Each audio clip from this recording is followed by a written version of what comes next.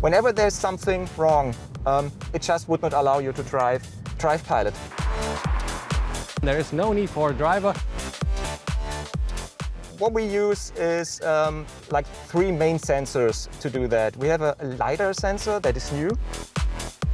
The self-driving car isn't too far away. Rev's Emmanuel Schäfer went to Los Angeles to see what Mercedes' Drive Pilot autonomous system can do. Right here behind me you can see the new S-Class, and in that one we're going to experience level 3 autonomous driving today. Michael Feldman is already sitting inside waiting for me, and I'll say, let's go.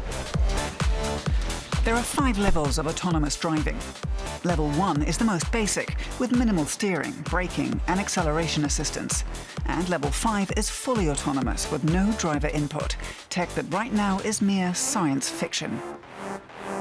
A Level 2 system always has the driver in responsibility. The new thing is for Level 3 system that we have the responsibility switching from driver to system. And as the first step, we at Mercedes do that with our Drive Pilot on highways with a system that is working up to around 40 miles per hour.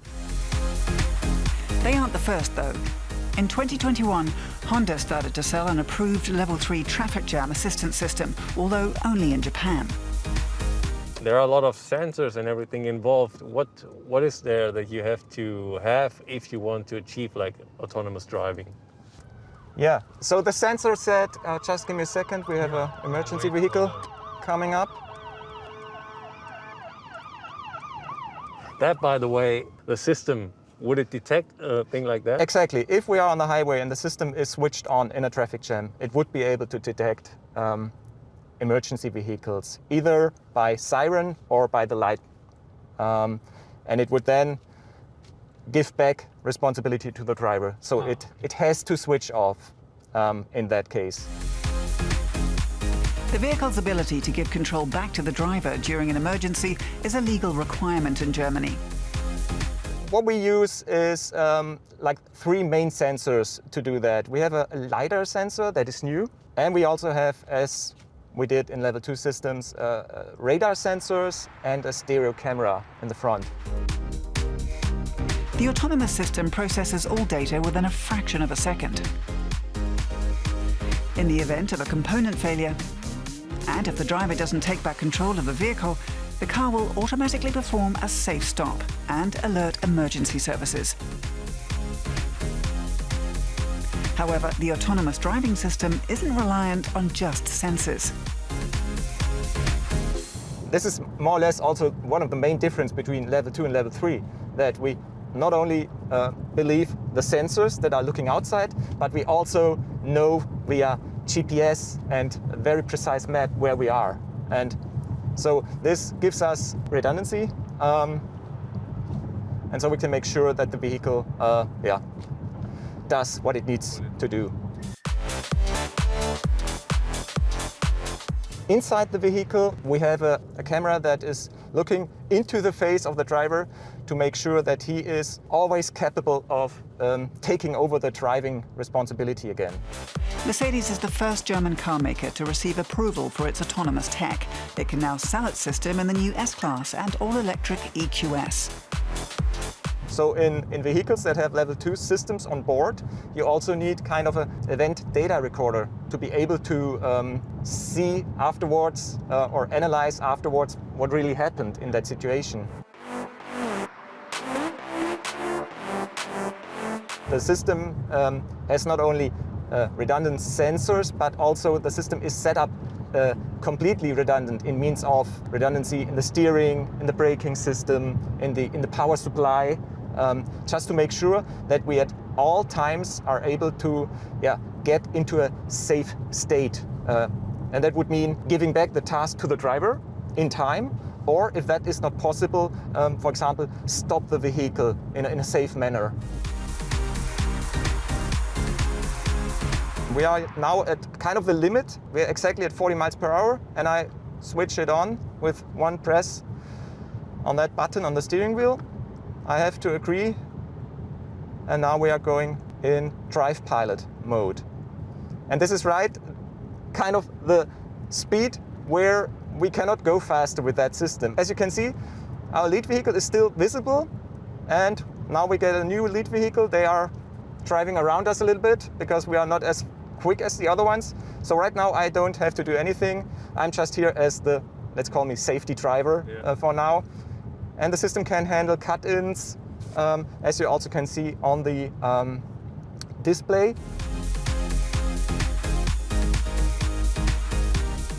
Now we talked about, you said it, the system only works up to 40 miles per hour. Why is that? Why is there not a function for higher speeds? Yes, so let's call that a conservative approach, okay? With higher speeds, there are, let's say, more risks that could occur. And drivers are pretty good in, let's say, expecting those risks and knowing maybe if that risk is really imminent or not. So if I'm going 250 on the highway, kilometers per hour, I have to assume a few things, like the next curve, there's no vehicle, and things like that cannot be done by an automatic driving system. Autonomous driving systems operating like on the basis of each other, so an autonomous car driving behind an autonomous car, next to an autonomous car, should be no problem because all of these are working in a given set.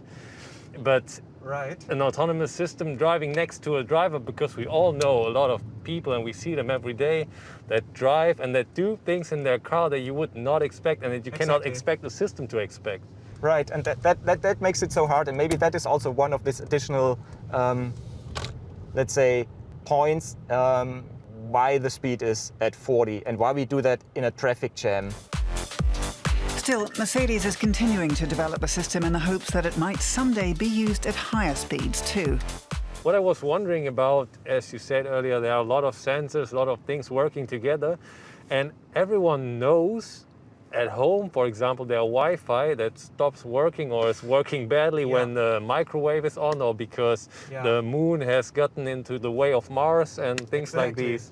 Actually, kind of having all this additional equipment in the vehicle, like the cameras and the microphones and the setup with an additional, let's say, hotspot and all that, like your equipment for taking this interview, could have led to maybe some issues like EMV issues in the vehicle, and the vehicle would have recognized that, and then it would have said, sorry, no Drive Pilot available today for you. There's an error management running in the background, checking each sensor, checking each ECU, checking if signals are coming at the right time from the right ECU with the right state, and whenever there's something wrong, it just would not allow you to drive Drive Pilot. And if you are already driving Drive Pilot, it would then stop. The cost to go autonomous, an additional €5,000 in the S-Class and around 7,500 more in the EQS.